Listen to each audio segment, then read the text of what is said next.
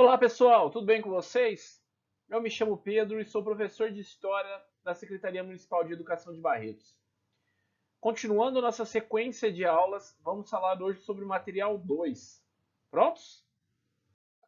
Para que vocês possam acompanhar aí da casa de vocês, alunos do 8º ano, 9º ano, EJA do ensino médio, a nossa aula de História, material 2, páginas 13 e 14. Na aula de hoje, iremos aprender a identificar as conexões, interações e consequências do contato entre as sociedades do chamado Novo Mundo, da Europa, da África e da Ásia no contexto das navegações nos oceanos Atlântico, Índico e Pacífico. Durante muito tempo, os europeus entendiam que o mundo era limitado à Europa, África e Ásia, cercado por oceano. Não conheciam o continente, não conheciam a América. A partir do momento que eles encontraram, conheceram esse novo continente, eles passaram a chamá-lo de Novo Mundo, ok? Então, quando vocês lerem em livros, História, Geografia, Novo Mundo, estamos falando da América, ok? Quando nós falamos aqui também do contexto das navegações, nós vamos perceber que essa interação vai, de certa forma, levar aquele discurso civilizatório que nós já falamos na aula anterior. A Europa sendo colocada, sendo entendida como o berço da civilização, enquanto os demais territórios deveriam se adaptar, correr atrás para chegar ao padrão Europa. Tudo que não fosse era atrasado, não civilizado. Também vamos identificar, com base na seleção e consulta de fontes de diferentes naturezas, as tensões, os desconfortos e os significados desses discursos civilizatórios, avaliando seus impactos negativos para os povos indígenas originários e para populações negras na América. Ok? Também vamos, durante toda essa aula, discutir sobre o conceito de etnocentrismo e alteridade. Vamos identificar diferentes discursos sobre a cultura indígena, assunto também que é uma continuação da aula anterior. Vamos exercitar a empatia, nos colocar no lugar do outro, respeitar, valorizar. E vamos desconstruir os estereótipos sobre as populações indígenas.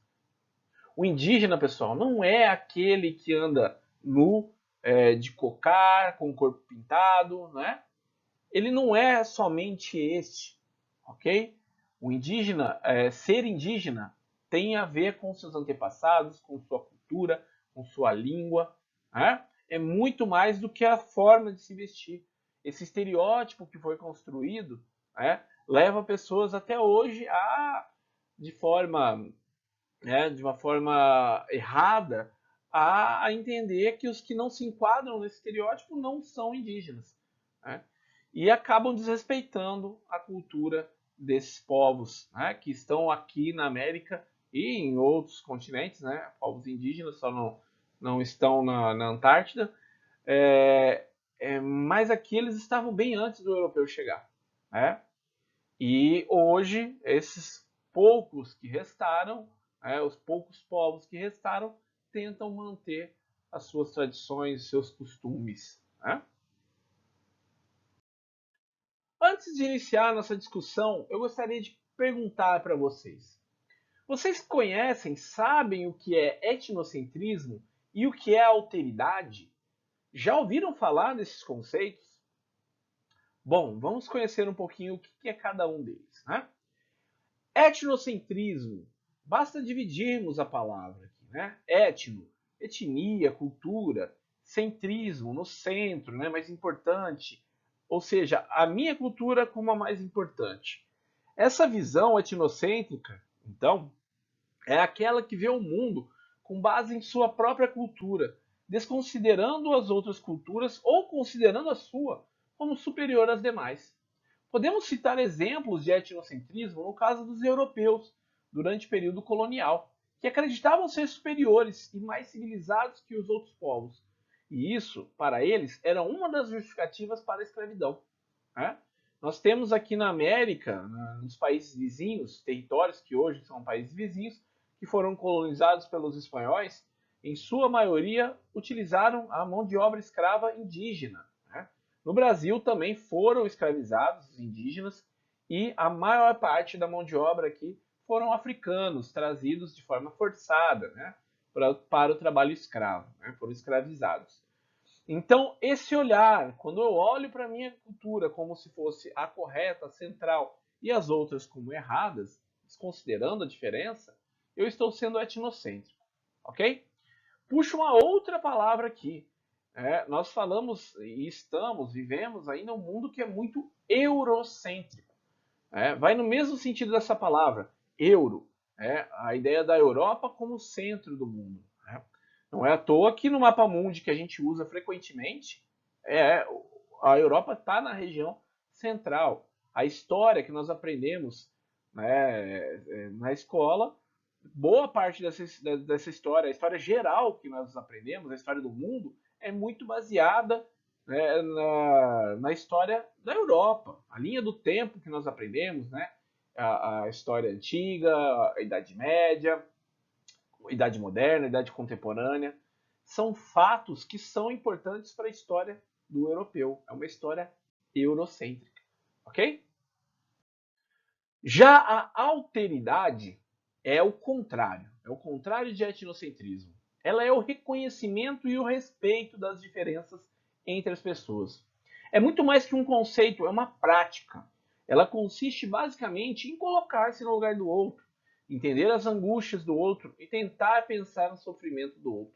É reconhecer que existem culturas diferentes e que elas merecem ser respeitadas em sua integridade.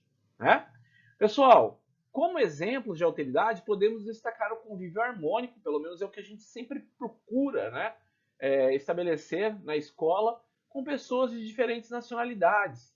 O que deve acontecer na escola com pessoas de diferentes nacionalidades, religiões, classes sociais, raça, diferente gênero, sexualidade? Essas pessoas têm que ser respeitadas, né? O diferente merece respeito, totalmente respeitado, né, de acordo com a alteridade. Nós temos que pensar, né, em agir com alteridade no nosso dia a dia. Colocar-se no lugar do outro é muito importante, tá? Então, reconhecer as diferenças, valorizar e, principalmente, respeitar. Na apostila de vocês agora tem uma proposta de atividades, né, a 1 e 2. Vamos resolver juntos essas duas atividades. Com base na discussão do que é etnocentrismo e alteridade, que nós vimos anteriormente, em sua opinião, qual dessas práticas está mais presente em nossa sociedade? O que vocês entendem que está mais no nosso dia a dia? O etnocentrismo ou a alteridade? É lógico, essa resposta é pessoal, vai variar de pessoa para pessoa.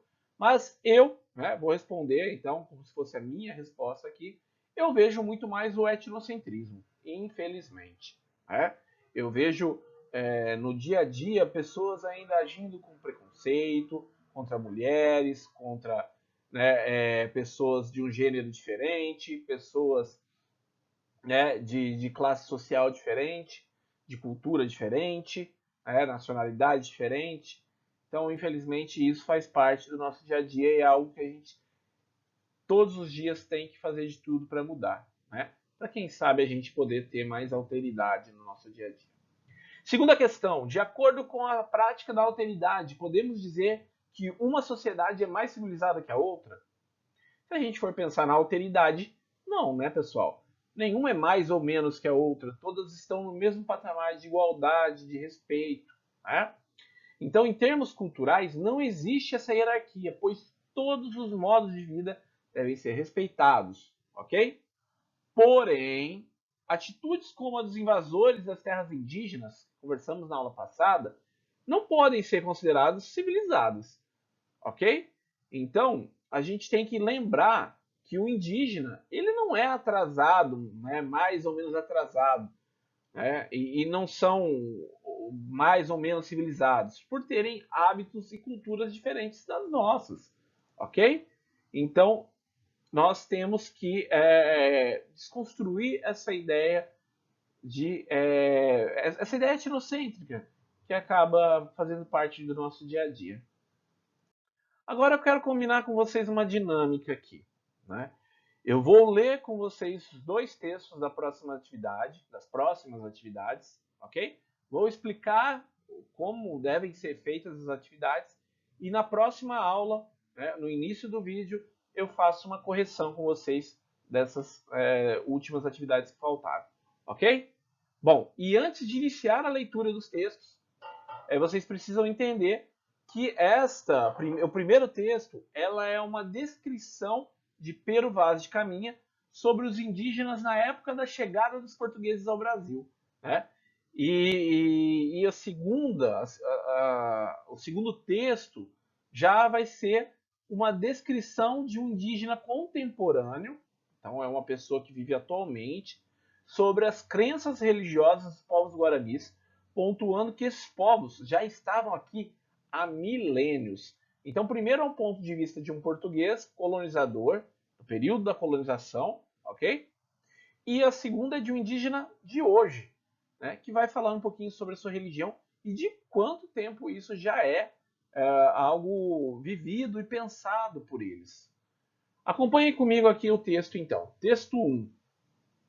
Parece-me gente de tal inocência que, se nós entendêssemos a vossa fala e eles a nossa, seriam logo cristãos, porque eles, segundo parece, não têm nem entendem em nenhuma crença.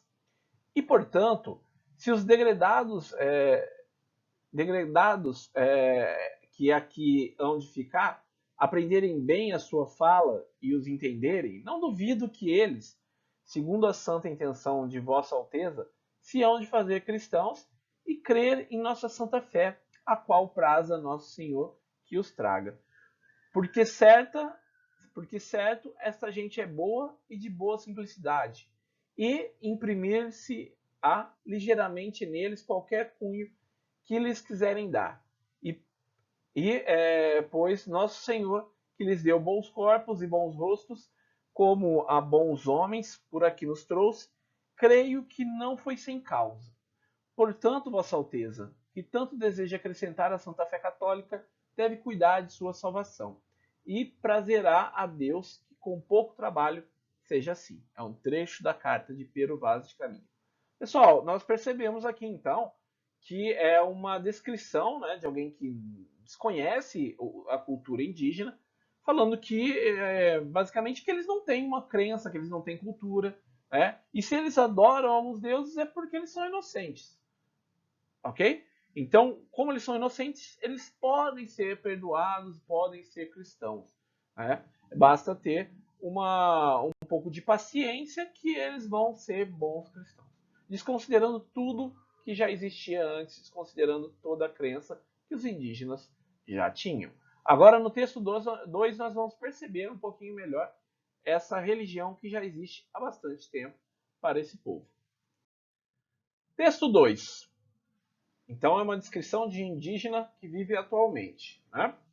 Tupã criou a Mãe Terra e também muitas outras mães estelares, através de um cantar, na pausa de uma respiração relampejante. Talvez tenha sido um suspiro. Sim, um suspiro divino. Após isso, o espírito da Mãe Terra flutuou na imensidão como uma fumaça que foi assumindo a forma de uma quase serpente. Sonhava. Foi assim, sonhando-se, que a Mãe Terra transformou-se em uma imensa tartaruga estelar.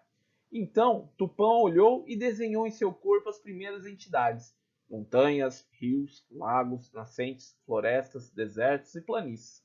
Depois disso, Tupã precisava de alguém para continuar o trabalho da criação. Foi assim que ele sonhou em criar o primeiro ser humano, que na antiga língua dos nossos antepassados foi chamado de Nhanderuvuçu. Mas ele era diferente dos homens de hoje. Quando o primeiro ser humano veio, ele não conseguia viver na Terra. Ele era como se fosse feito de vento luminoso, algo assim como um vento que dá para pegar. E tinha asas, iguais àquelas dos pássaros, que ainda não existiam. como ele era muito leve, vivia mais no ar. Então, ele foi dizer a Tupã que não conseguia viver sobre a terra. O Criador pensou e sugeriu que ele percorresse os 4 cantos do mundo e fosse atrás das entidades que elas lhe ensinariam. É a voz do trovão, mito da criação segundo a cultura guarani, descrita por Kaká Uerá.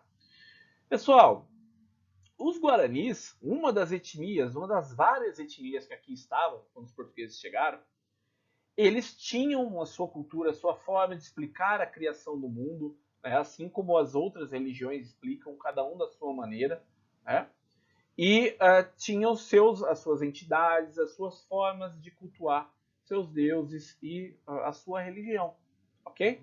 Então é algo que já existia há muito tempo para eles, bem antes dos portugueses chegarem. Só que quando o português chegou, não entendeu nada, olhava para a sua cultura como superior e aquela como uma cultura inocente, algo que eles faziam porque não conheciam a verdadeira religião, ok?